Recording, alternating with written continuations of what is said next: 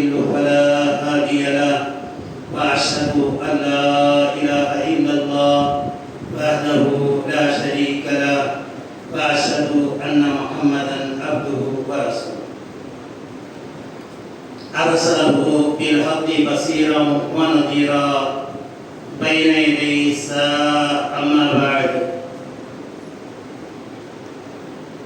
فإن خير الحديث كتاب الله وخير الهدي هدي محمد صلى الله عليه وسلم وشر الأمور محدثاتها وكل محدث بدعة وكل بدعة ضلالة وكل ضلالة في النار. وقد قال الله تعالى في كلام التنزيل والفرقان الحميد أعوذ بالله من الشيطان الرجيم بسم الله الرحمن الرحيم قاف والقرآن المجيد بل هو جاءهم منذرهم منهم فقال الكافرون هذا شيء عجيب أإذا متنا وكنا ترابا ذلك رجع بعيد قد علمنا ما تنقص الأرض منهم وعندنا كتاب حفيظ بل كذبوا بالحق لما جاءهم وهم في أمر مريض أفلم ينظروا إلى السماء فوقهم كيف بنيناها وزيناها وما لها من فروج والأرض مددناها وألقينا فيها رواسي وأنبتنا فيها من كل زوج بهيج. اللهم صل على محمد وعلى آل محمد كما صليت على إبراهيم وعلى آل إبراهيم إنك حميد مجيد. اللهم بارك على محمد وعلى آل محمد كما باركت على إبراهيم وعلى آل إبراهيم إنك حميد مجيد. رب اشرح لي صدري ويسر لي أمري واحلل عقدة من لساني يفقهوا قولي. ربي أدخلني مدخل صدق وأخرجني مخرج صدق واجعل لي من لدنك سلطانا نصيرا. سبحانك لا علم لنا إلا ما علمتنا إنك أنت العليم الحكيم. قال تعالى إن المؤمنون إخوة فاصلحوا أخويكم واتقوا الله. قال رسول الله صلى الله عليه وسلم لا يرحم الناس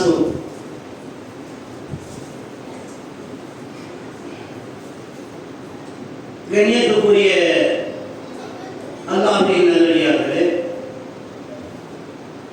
அன்பார்ந்த பெரியோர்களே, தாய்மார்களே, சகோதர சகோதரிகளே, அல்லாஹ்வுடைய ரஹ்மத் அருள்கொடை கிருபை இறங்கி கொண்டிருக்கக்கூடிய இந்த சந்தர்ப்பத்தில் அல்லாஹ்வுடைய மஸ்ஜிதிலே நாம் அமர்ந்திருக்கிறோம். அல்லாஹ் நம் மீது அருள்புரிய செய்வானாக. அல்லாஹ் நாங்கள் வந்ததை கபூலாக்கி கொள்வானாக. அல்லாஹ் எங்களுடைய பாவங்களை மன்னித்து அருள்வானாக. எங்களுக்கு நேர் ஹிதாயத்தை கொடுத்து அருள்வானாக. சுவர்க்க சோலைக்கு சொந்தக்காரர்களாக எங்களை ஆக்கி அருள்வானாக. எவருடைய குடும்பங்களில் எல்லாம் பிரச்சனை இருக்கிறதோ அந்த பிரச்சனைகளை அல்லாஹ் நீயே தீர்த்து வைப்பானாக என்று பிரார்த்தித்த வண்ணமாக இந்த முறை ஆரம்பம் செய்கிறேன். எல்லா புகழும் அந்த ஏக இறைவன் அல்லாஹ் ஜல்லஷானஹு தஆலாவுக்கு. அவர் அனுபவப்படுத்துவ பெருமானார் ஸல்லல்லாஹு அலைஹி வஸல்லம் மீது இறைவனுடைய சாந்தி சமாதானம் நிலை செய்வானாக. அவனை பின்பற்றி வாழ்ந்த அந்த சஹாபாக்கள், தாபீன்கள், தபே தாபீன்கள், குலஃபாய்கள், ராஷிதீன்கள் எண்ணற்ற நல்லடியார்கள் மீதும் குறிப்பாக நம் மீதும் இறைவனுடைய சாந்தியின் சமாதானம் நிலை செய்வானாக. கண்ணியத்துக்குரிய சகோதரர்களே, இன்று ஒரு தலைப்பு கொடுக்கப்பட்டிருக்கிறது. SRI என்று. இந்த அதாவது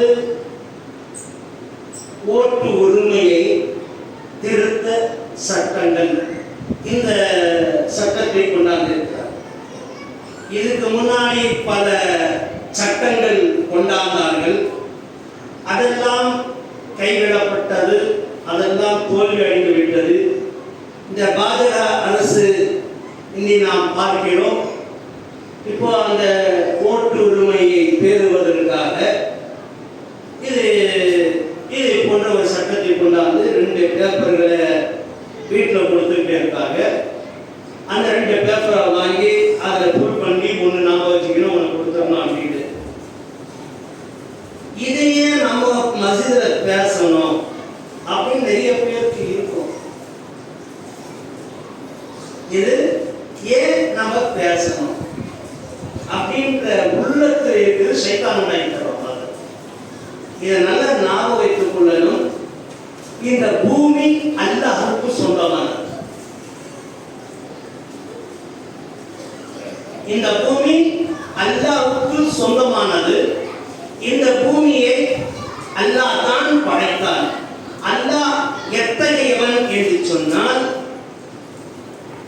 அல்லாஹுல்லதி ஹலகஸ் ஸமாவாதி வல் அர்த வமா பைனஹுமா ஃபீ சித்தத்தி அய்யாமின் சும்ம ஸ்தவா அலல் அர்ஷ்.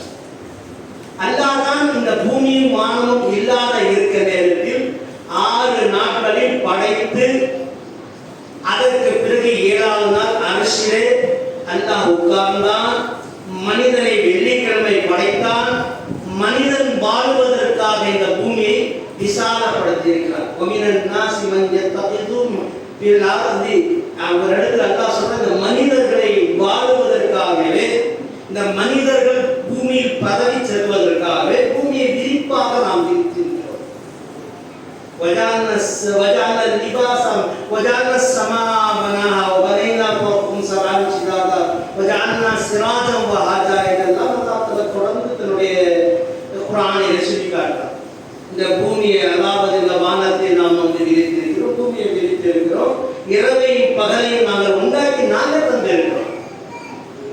அதே நேரத்தில் சூரியனை உதிப்பதும் சந்திரனை உதிப்பதும் இரவு பகல்களை மாறி மாறி வருவதும் அல்லாஹ் ஒருவனை தவிர வேறு யாரும் எனக்கு உரிமை உடையவர்கள். அதே நேரத்தில் இன்னொரு இடத்தில் அல்லாஹ் சொல்லும் போது, குலில்லாஹும்ம மாலிகல் முல்க் தூத்தில் முல்க மிம்மன் தஷா. அல்லாஹ் தான் இந்த பூமிக்கு அதிபதி, தலைவன். இந்த பூமிக்கு அரசன், ஜனாதிபதி, பிரதமர், முதல்வர், எல்லாமே தகுதிக்குரியவன் அல்லாஹ் தான். அல்லாஹ் யாரை நாடுகிறானோ அவர்களை ஆட்சியில் அமரச் செய்கிறார். இது நன்றாக நாம் வச்சுக்கணும். யாரை இந்த பூமியில் மதிப்பு மரியாதைக்குரியவராக ஆக்க வேண்டுமோ அவர்களை ஆக்கி விடுவார். எவரை மதிப்பில்லாதவர்களாக ஆக்க வேண்டுமோ அல்லாஹ் ஆக்கி விடுவார். 2 விஷயங்களை தெரிந்திருக்கிறேன்.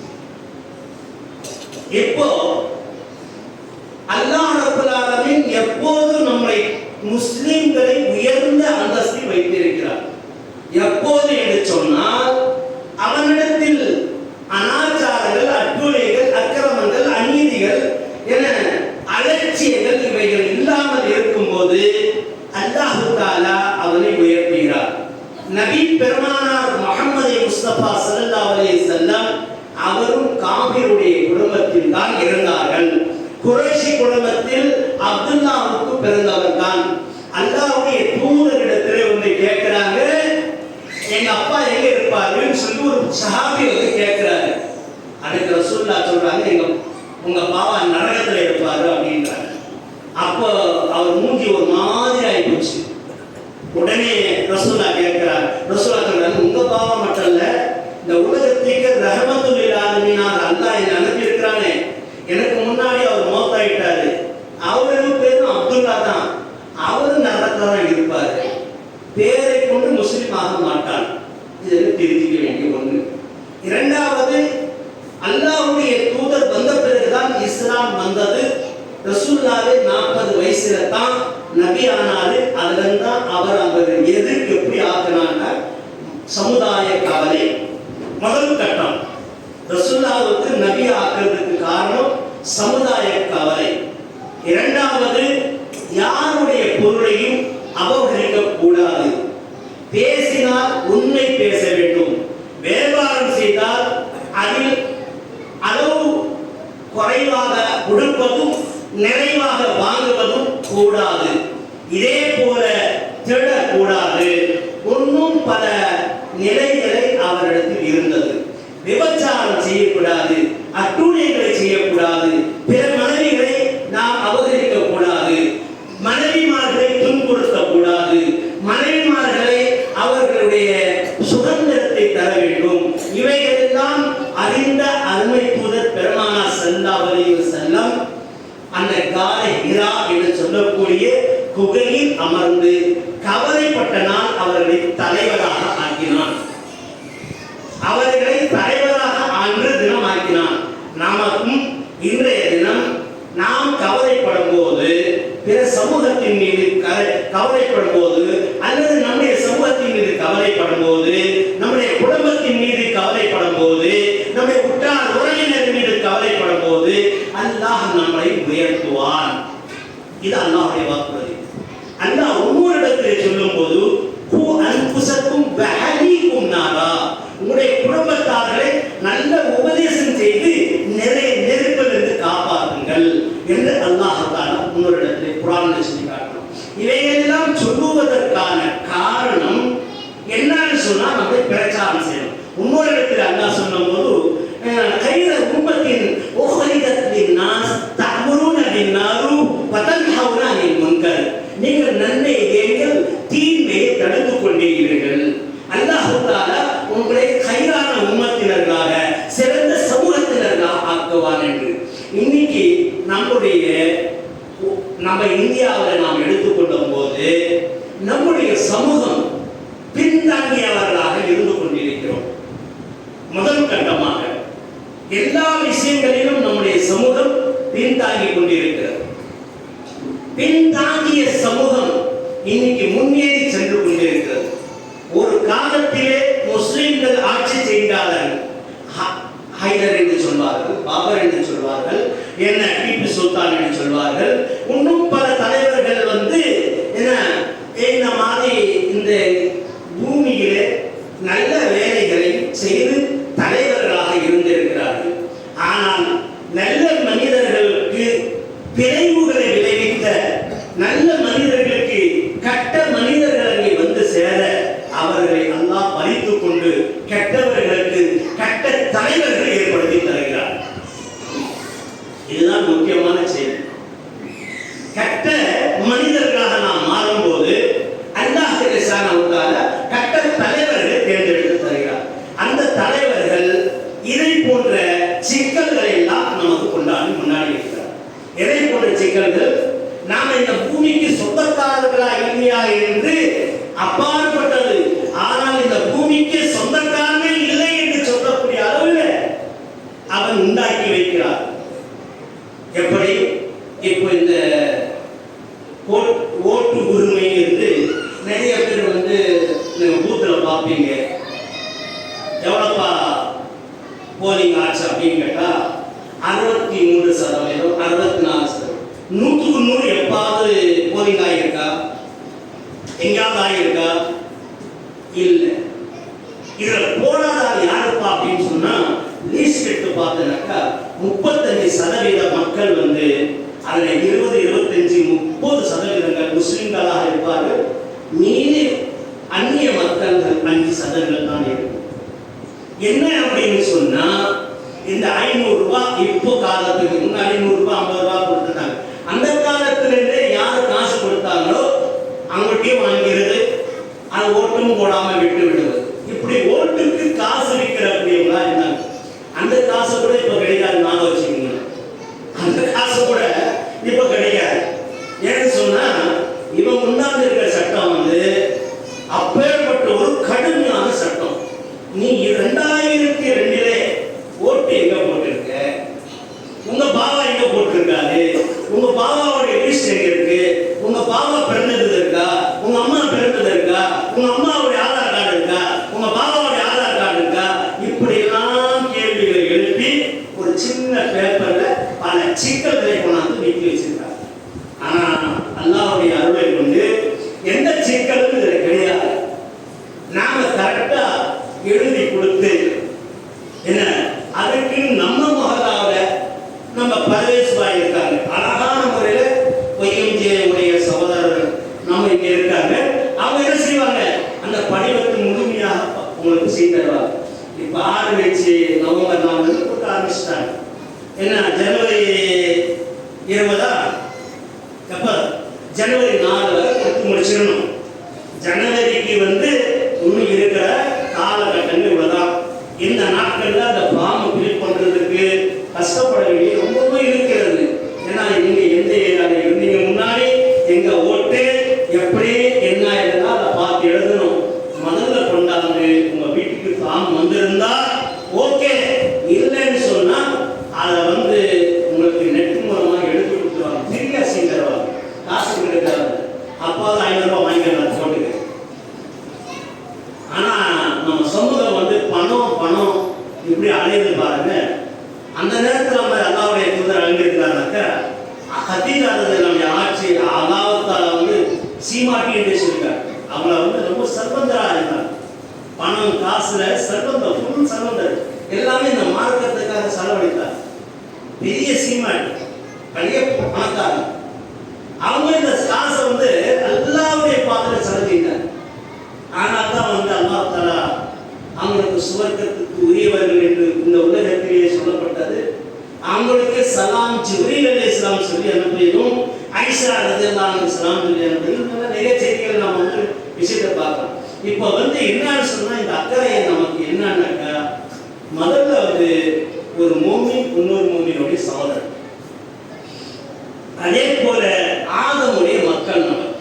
அதே நேரத்தில் யாராவது பாம்பு கொடுக்குறாங்க, அந்நிய மக்கள், ஜமாத்தை சார்ந்தாத மக்கள் கொடுக்குறாங்க, இந்து மக்கள், கிறிஸ்துவ மக்கள் தான் கொடுத்தாலும் அந்த பாம்பு நம்ம சகோதரர் என்ன செய்வார், அந்த பாம்பை பெரு பண்ணி தான் தருவார். யாருக்கும் இல்லை என்று சொல்ல மாட்டார். இது எல்லா சகோதரர்களுக்கும் அந்த லா யர்ஹமுல்லாஹு மன் லா யர்ஹமுன் நாஸ். அல்லாஹ்வுடைய தூதர் சொல்றாங்க, லா யர்ஹமுல்லாஹு மன் லா யர்ஹமுன் நாஸ். ஒரு மனிதன் மீது இன்னொரு மனிதன் இரக்கம் காட்டும் போது அல்லாஹ் அவன் மீது இரக்கம் காட்டுகிறார். இது யார் சொல்றாங்க? ரசூலுல்லாஹ் ஸல்லல்லாஹு அலைஹி வஸல்லம் சொல்றாங்க. ஆனால் நம்ம இரக்கம் காட்டுவோம், யாருக்கும் தவறாக சொல்லிடக்கூடாது. அந்த பாவம் யாருக்கு அனுப்பிட்டாலும் ஓகே. ஆனா இருக்கிறது முஸ்லீம் தான் சிக்கல். ஓட்டு உரிமை இப்போ இல்லை. அதை போனா போட்டு விட்டுப்பா, ஓட்டு தானே அப்படின்னு நம்ம அசால்ட்டா விட்டுருவோமா? போட்டுட்டோம் வச்சுங்க. அப்படி விட்ட உடனே உங்களுக்கு கேன்சர் என்ன ஆகும்? ஓட்டு உரிமை இல்லாத ஆளுக்கு இந்த ஆதார் கார்டு உரிமை இல்லை. அப்புறமா ஆதார் கார்டு இல்லைன்னு சொன்னா உங்களுக்கு பேங்க் புக்கோ, உங்களுக்கு எந்த குடி உரிமை கிடையாது. இந்த உலக இந்த பூமியில இந்த இடத்துல நீங்க குடியிருக்கக்கூடிய உரிமையும் கிடையாது. வெளியேறு என்று சொல்லிக் கொண்டிருக்கிறார்களே, அந்த மாதிரி உங்களை வெளியேறக்கூடிய நிலை வந்துவிடும். இந்த சாதாரண ஒரு ஓட்டுக்காக இன்னைக்கு உண்டான இந்த ஓட்டுனால் ஏற்படக்கூடிய விளைவுகள் இதுதான். ஞாபகம் வச்சுக்கணும். இந்த ஓட்டுனால் ஏற்படக்கூடிய விளைவு பாருங்க, கடைசி உன்னுடைய சொத்து இருக்கு இல்லையா, அது அபகரிக்கப்படும். கொஞ்ச நாளைக்கு முன்னாடி ஆசாம்ல ஒரு 40-50 வீடுகள் அப்படி இடிச்சு தரலாம் இல்லையா? அந்த இடிச்சு தந்ததுக்கு என்ன, குடியுரிமை இருக்கிறதுக்கு அந்த இடத்துக்கு அவருக்கு உரிமை இல்லைன்னு சொல்றாங்க. ஏடாம்பா அப்படி சொல்றேன்னாக்கா அவங்க ஓட்டே இல்லைன்ற அந்த சிக்ஸஸ்ட கொண்டாடுறது. இங்கேயும் நம்ம வீட்டை இடிச்சு தருவாங்க, நம்ம தெருக்கு ஆகலாம். இது ஞாபகத்தில் வைத்துக் கொள்ளணும். முதல்ல ஃபார்ம் வந்துச்சு வரல, எப்படி இருந்தாலும் முதல்ல அந்த ஃபார்ம் மீது நாம் அக்கறை கொடுத்தோம். உடனே ஓடணும். என்ன செய்யணும்? ஃபார்ம் வரலையே, எனக்கு ஃபார்ம் கொடுங்க. ஏன்னா இது சொத்தோட பெரியது. நீ இந்த பூமியில நடக்கிறதுக்கான அதோட உரிமை அதிகமானது. அந்த ஓட்டு இன்னைக்கு சிரிப்பு கொடுக்கப்படக்கூடிய சிரிப்பு. இப்போ நீ அந்த மாதிரி உனக்கு இடிச்சு தள்ளிட்டாங்கன்னாக்கா என்ன எல்லாரும் கை கட்டி இருப்பாங்க, இப்படிதான் கட்டி தான் இருப்பாங்க. ஏன்னு சொன்னா இது இந்த நாட்டு இந்திய சுதந்திரப்பட்ட நாடு. இந்தியா என்ன என்று சொன்னாலே சுதந்திரப்பட்ட ஒரு நாடு. இந்த சுதந்திரமாக இருக்கக்கூடிய நாட்டை தன் வசப்படுத்துகிறார். எப்படி ஒரு காலத்துல பிரிட்டிஷ்காரன் வெள்ளைக்காரன் இந்த பூமியை கைப்பற்றி வைத்து அவங்களுக்கு சண்டை போட்டு பல தலைவர்கள் அவங்க வெளியேற்றினாங்களோ அந்த மாதிரி பாஜக என்று சொல்லக்கூடிய அரசு இந்த வேலை செய்யும். நான் தைரியமா இங்க பேசுறேன், இது மைக்ல வெளியே போதும், எந்த பயமும் இல்லை, இது யூடியூப்ல வெளியே போடுவோம், நான் பயப்பட மாட்டேன். அந்த உணர்வு எனக்கு இருக்கும்போது அல்லாஹ்வுடைய அருள் இறங்கும். இந்த மாதிரி உங்களுடைய இடத்துல தைரியம் வரணும், எல்லா விஷயத்தின் பேர வரணும். இன்னைக்கு 1955-56 பாபர் மஸ்ஜித் பிரச்சனை உருவாக்கப்பட்டு எத்தனை முறை கோர்ட்டு கேஸ் என்று நடந்து 1992 டிசம்பர் மாதம் 6ஆம் தேதி அந்த பாபர் மஸ்ஜித் இடிக்கப்பட்ட அரசு தான் இந்த வேலை, அந்த அமைப்பு தான் இந்த வேலை செய்யுது. புரிஞ்சுச்சா? இன்னைக்கு அது ஒரு மஸ்ஜிதுக்காக மட்டும் நமக்கு தெரியும், பல மஸ்ஜிதுகள் தெரியாது. நமக்கு பல மஸ்ஜிதுகள் இடித்துக் கொண்டே இருக்கிறாங்க, பல பள்ளிவாசல்கள் நொறுக்கிக் கொண்டே இருக்கிறாங்க. ஆனால் ஒன்றும் செய்ய முடியல. ஒரு பக்கம் எதிர்கட்சியான காங்கிரஸ் குச்சரிட்டுக் கொண்டுதான் இருக்கிறது. ஓட்டை தேடுறாங்க, ஓட்டை மறைமுகப்படுத்துறாங்க. அந்த ஓட்டு என்ன செய்யறாங்க, அந்த ஓட்டு அதிகாரி கூட அவங்களுக்கு சாதகமா மாறிக்கிட்டு வர. இதெல்லாம் காரணம் என்ன? நம்ம இடத்துல இருக்கிற பலகீனம். நம்ம கையெழுத்து துவா கேட்டா அப்படி நொசுக்கி போயிடுவாங்க. ஆனா முதல்ல நீ நசுங்கி போயிட்டு இருக்க, அல்லாஹ்வுடைய மார்க்கத்தை விட்டு நீ வெளியே இருக்க. பஜர் தொழுகை உண்டா? நம்ம இடத்துல பஜர் தொழுகை உண்டா? கொஞ்சம் சிந்திச்சு பாருங்க, எத்தனை பேர் பஜர் தொழுகைன்னு கை தூக்குனாக்கா அசிமா இருக்கும். பஜர் தொழுகையே தொழுகாத ஒரு கை தூக்குன்னு மாஷா அல்லாஹ் இல்ல மாஷா எல்லாரும் கை தூக்கும், என்னை உள்பட சேர்த்து கை தூக்கும். வீட்டில் தொழுதவர் எத்தனை பேர்னா அதையும் கை தூக்குறாங்க. ஆனா இன்னைக்கு பஜர் தொழுகை நம்ம விட்டு போயிடுச்சு. வியாபாரம் அதில் பொய், பேச்சில பொய், பல வேலைகளில் நம்மளுடைய பித்தலாட்டங்கள் பொய்கள் நிரம்பி இருக்கிறது. அதே நேரத்தில் வாங்கல் கொடுப்பதில் நீதி இல்லை, அமானிதம் வாங்குகிறோம், அமானிதத்தில் நீதி இல்லை. கேபிள் டிவிக்காக நம்ம என்ன செய்யறோம்? மாசம் செலவு செய்யறோம். மஸ்ஜிதுக்கு எவ்வளவு செலவு செஞ்சிருக்கோம். கடைசியில பிறந்தா அஜத்துதான் பேர் வைக்க கேட்கறான். இப்போ யூடியூப்ல போயிட்டான். இந்த யூடியூப்ல என்ன இருக்குனாக்கா முதலுக்கு கூட ஒரு சோதர் பேர் போட்டார். யூடியூப்ல இந்த பேருக்கு நல்லா இருக்கு. அது பார்த்தாக்கா முஸ்லீம் பேர் மாட்டாங்க, கிறிஸ்தனுடைய கருத்து வேறு விதமாக இருக்கு, முஸ்லீமுடைய பேர் மாட்டாங்க. இப்படி எல்லாம் இன்னைக்கு அழகிய பேரு, டிசனான பேரு வேணும் என்று சொல்லி என்ன செய்யறான்? யூதர்கள் நசராயங்கள் உள்ளே புகுந்து யூடியூபுக்குள்ளார வேலை காட்டிக்கிட்டு இருக்காங்க ஒரு போலம். ஆனா நம்ம ஏமாந்துக்கிட்டு பேர் வைக்கிறதுல, அஜத்துக்கு வர்றதில்ல, அஜத்துக்கு கேட்கறதில்ல, குர்ஆனுடைய பேர் வைக்கணும். முன்னாடி எல்லாம் பார்க்கல, அசீமா பீனோ அசீமான் வைப்போம், அசீமுன் வைப்போம், அப்துல் ஹக்கீம் வைப்போம், அப்துல் சத்தார் வைப்போம், அப்துல் ஜப்பார், அப்துல்லா வைப்போம், அப்துல் மாலிக் வைப்போம். ஆனா இதெல்லாம் லேட்டஸ்ட் பேர் கிடையாது. லேட்டஸ்டா வேணுமா? இது லேட்டஸ்டா போய் நடந்து போவாரு. இது லேட்டஸ்ட் லேட்டஸ்ட் அர்த்தம் இருக்கு. புரிஞ்சா? குறைதான்னு சொல்லி சொன்ன உருதுல அவருக்கு பேசக்கூடியவர் குர்ஆன்ல இருக்கு. இல்ல குர்ஆன்ல ஒரு பேர் வேணாம். இப்படி சில விஷயங்கள்ல மாறுபடுது. அதாவது குர்ஆனுக்கு மாற்றமான கொஞ்சம் ஒரு எழுத்து சும்மா சாதாரணமா அந்த கல்புன்னு என்ன? இதை கல்பு அதானே சொன்னேன். கல்பு அதே தான் மாற்ற சொன்னேன். எந்த ஒரு மாற்றம் இல்லை. நாம் அதேதான். கல்பு ரெண்டும் அதேதான். ஆனா அந்த சொல்லும் போது வார்த்தைகள் வெளிவரும் போது கல்பு அப்படின்னு இதயம், கல்புன்னா நாய். புரிஞ்சா? சும்மா வார்த்தைகள் கொஞ்சம் மிஸ்டேக் ஆனாலும் கூட அர்த்தம் மாறிவிடும்.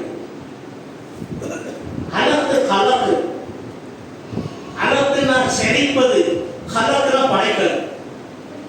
சின்ன சின்ன வார்த்தைகள். நான் கிராமர் பேச வரலங்க. இங்க வந்த விஷயங்கள் என்னன்னாக்கா, நம்ம மஸ்ஜிது தான் முதல் தரமாக இருக்கு. அதுக்கு பிறகு நம்முடைய நிக்கா நடக்கிறது தான் மஸ்ஜிது தான் வரணும். நாம செத்துட்டா நம்ம மௌத்து எங்க கடைசியா வரணும்? மஸ்ஜித் வரணும். மஸ்ஜிதில் சொல்லக்கூடிய நாம கட்டுப்படுறோம்னா கட்டுப்படுறது இல்லை. முதல் கட்டமான விஷயம். ரெண்டாவது, இன்னைக்கு நெட்வொர்க்குன்னு தேவைப்பட்டு காசுகள் நெட்ல போட்டுக்கிட்டு இருக்கும். ஒரு பையன் 300 ரூபாய் நெட்டுக்கு போடுறான். மஸ்ஜிதில் சும்மா எவ்வளோ போட்டானுக்கா நான் போடுறது இல்லை காசு, ஆனால் சம்பாதிக்கிறேன். ஆனால் நெட்டுக்கு மட்டும் கரெக்டாக போடும். அதே நேரத்தில் கேம் விளையாட இது விளையாட காய் போட்டு தராங்க, தந்தை போட்டு தராங்க. இந்த மாதிரி மஸ்ஜிதுடைய தொடர்பை குறைத்து மார்க்க விஷயங்களில் வெளியே உலக விஷயத்திற்காக போடுவாங்க. அல்லாஹ்வுடைய ரஹ்மத் வருமா? நீங்களும் நெஞ்சில கை வச்சு சிந்தித்து பார்க்க வேண்டிய விஷயம். அதே நேரத்தில் ஒரு மாதம் நம்ம குழந்தைகளை பற்றி பேசணும் வேற இடத்துல. அதை நான் பேசினேன். குழந்தை சாப்பிடல, குழந்தை சாப்பிடலன்னா என்ன செய்யணும்? செல்போன் காட்டி தான் நான் சாப்பிடுவேன். எங்கப்பா அம்மா ஆனாங்க, அவங்கள எங்களை வளர்க்குற போது செல்போன் இருந்துச்சா? இல்லை. அவன் சாப்பிட வைக்கிறது அப்படின்னு இருப்பாங்க. இன்னைக்கு செல்போன் இருக்கு, செல்போன் காட்டினாங்க. அதற்கு செல்போன் தெரியல நீதாக்கா அப்படின்ற மாதிரி நிறைய விஷயங்கள்ல இன்னைக்கு மாறுபட்டதா இருக்கு. அதனால்தான் அரசுகளும் மாறி இருக்கிறது. அரசு மாறி இருப்பது, அரசும் நம்மை வெளியேற்றுவதற்காக பல்வேறு முயற்சி செய்கிறது.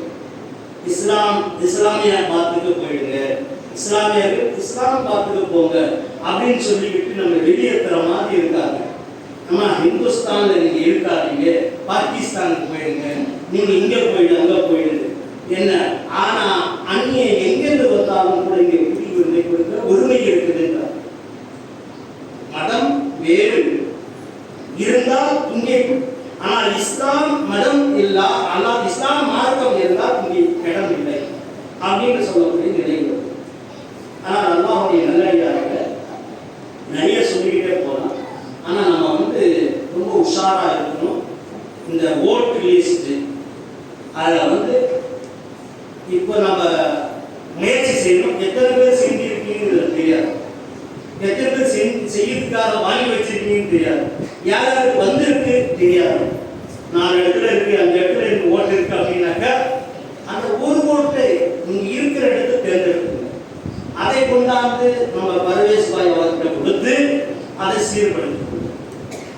4 இடத்துல வந்துச்சா 4 இடத்துல நாங்கள் கொடுங்க, உங்களுக்கு எது எளிதான முறையில் அமைக்க முடியுமோ அது.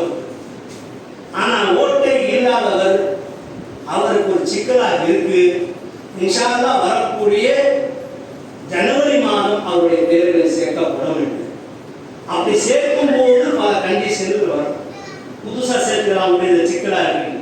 அப்ப கேட்பான், உன்னுடைய பர்த் சர்டிஃபிகேட் ஓட்டே சார் நீ ஓட்டுல ஒரு 40 வயசுங்க, 40 வயசுல எத்தனை ஓட்டு போட்டுருக்கணும்? 18 வயசுல நான் ஓட்டு வருங்க. ஓட்டு உரிமை பிறகு 22 வருஷத்துல எத்தனை முறை ஓட்டு போட்டுருக்கீங்க? நான் ஓட்டே போடல, இப்போ மட்டும் ஓட்டு போடுறது வரைய. அதுக்கேப்பா எத்தனை வருஷம் ஓட்டு போடுறது?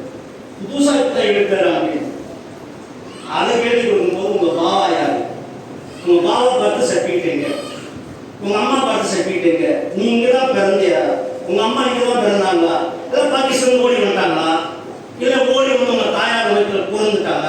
இப்படிலாம் சில வார்த்தைகள் தவறான வார்த்தைகள் வரும்.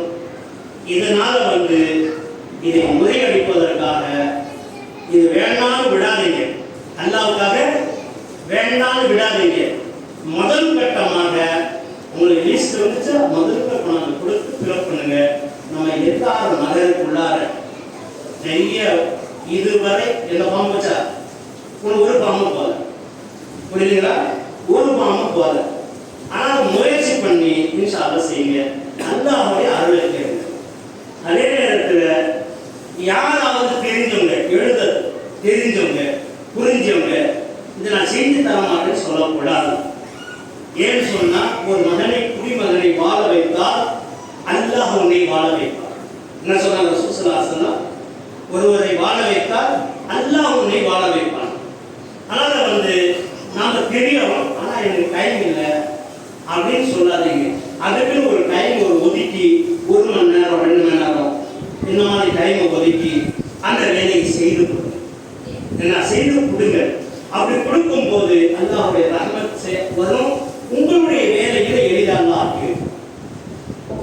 அதே மாதிரி அலட்சியமாக யார் இடத்துலாம் ஓட்டு உரிமை, அதாவது முன்னாடி ஓட்டு இருக்கு இல்லையா, அந்த லிஸ்ட்ல இருக்கும் பேரு கார்டு இருக்கான்னு பார்ப்போம். ஆறு வீட்டில் இருந்தால் அதை எப்படி கொடுத்து அந்த கார்டுக்கு பிறகு ஆறு என்ன செய்ய அந்த லிஸ்ட் கவுன்சிலர் இருக்காரு வந்து கொடுத்து எந்த கார்டு எடுத்து லிஸ்ட் வரையுது அது சொன்னால் அவர் எடுத்து கொடுத்துருவாரு. புரிஞ்சுச்சா? அந்த கார்டு இல்லை, ஒன்றுமே இல்லை, ஆனால் நான் ஓட்டு போட மட்டும் கரெக்டாக எனக்கு ஸ்லிப் நாங்கள் கொடுப்பாங்க. புரிஞ்சுதா இல்லையா? ஓட்டு போடும்போது மட்டும் எனக்கு ஸ்லிப்பு நாங்கள் கொடுப்பாங்க. அந்த ஸ்லிப்பை கொடுத்து 500 ரூபாய் கையில் கொடுப்பாங்க, நாங்கள் ஓட்டு போட்டுட்டு வந்துடுவேன்.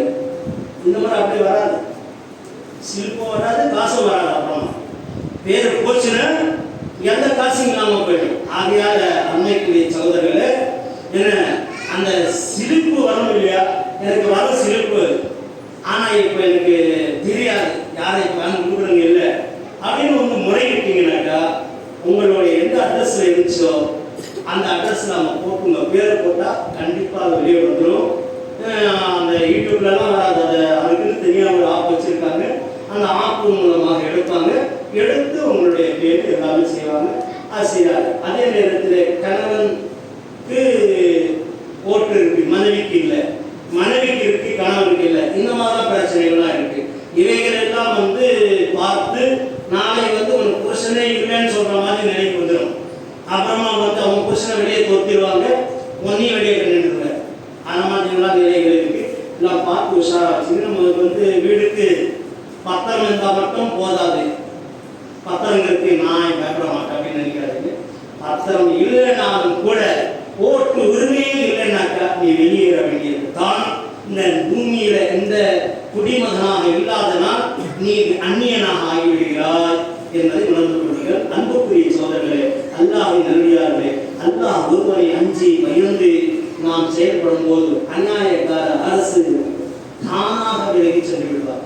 அநியாயக்கார அரசு நம்மை விட்டு தானாக விலகி செல்வார். எப்பேற்பட்ட ஃபிரௌன், அவருடைய மனைவி யார்? ஆசியா. ஃபிரௌனுடைய மனைவி ஆசியா. அவங்க கேட்டது என்ன தெரியுமா? இந்த உலகத்தில் ஃபிரௌனுடைய மாளிகையில எனக்கு இடமானா அல்லாஹ் உன்னுடைய சுவர்க்க மாளிகையில கொஞ்சம் இடம் முடியாது போதும். அந்த ஃபிரௌனுடைய மனைவி இவ்வளவு பெரிய எனக்கு சுகம், இது நிரந்தரமானது அல்ல, நிரந்தரமானது அல்லாஹ்விடத்துல. அப்பேற்பட்ட ஒரு ஈமான் உறுதியை நம்முடைய நிலையை கொண்டாட வேண்டும். அப்பேற்பட்ட அந்த மரியமை பற்றி 2 பெண்களை பற்றி அல்லாஹ் தஆலா குர்ஆன்ல சொல்லி காட்டினா, சிறந்த பெண்கள் என்று சொன்னால் மரியமையும் ஃபிரௌனுடைய மரியமையும் பாருங்கள். அந்த 2 பேர் தான் வந்து என்ன சரியான பெண்கள் என்று அல்லாஹ் சொல்லி காட்டுறான். அந்த மாதிரி சரியான பெண்களாக நாம் ஆக வேண்டும், சரியான உத்தமர்களாக மாற வேண்டும் என்று சொன்னால் பெண்ணை உதாரணம் அல்லாஹ் சொல்கிறாங்க. அப்பேற்பட்ட உதாரணத்தை எடுத்துக்கொண்டு நாம் சீர்திருந்தி வாழக்கூடிய பாக்கியமானதாக அல்லாஹ் அனைவரையும் ஆக்கி அருள்வானாக. அல்லாஹ் சுப்ஹானஹு வ தஆலா இந்த ஓட்டு லிஸ்டை சரியான முறையில் பூர்த்தி செய்து தரக்கூடிய எங்களுடைய நிலைகளை ஏற்படுத்தி தருவானாக. நமக்கு குடி உரிமையை ஏற்படுத்தி தருவானாக. யாரெல்லாம் நம்மை குடியுரிமை என்று சொல்லிக் கொண்டிருக்கிறானோ அல்லாஹ் அவனை இங்கிருந்து குடியேற்றவனாக வெளியேற்றவனாக ஆக்கி அல்லாஹ் அமைய வைப்பானாக என்று நான் பிரார்த்தித்தவனமாக இந்த உரையை முடிக்கிறேன். வாக்குறுதிக்காக அல்ஹம்துலில்லாஹ்.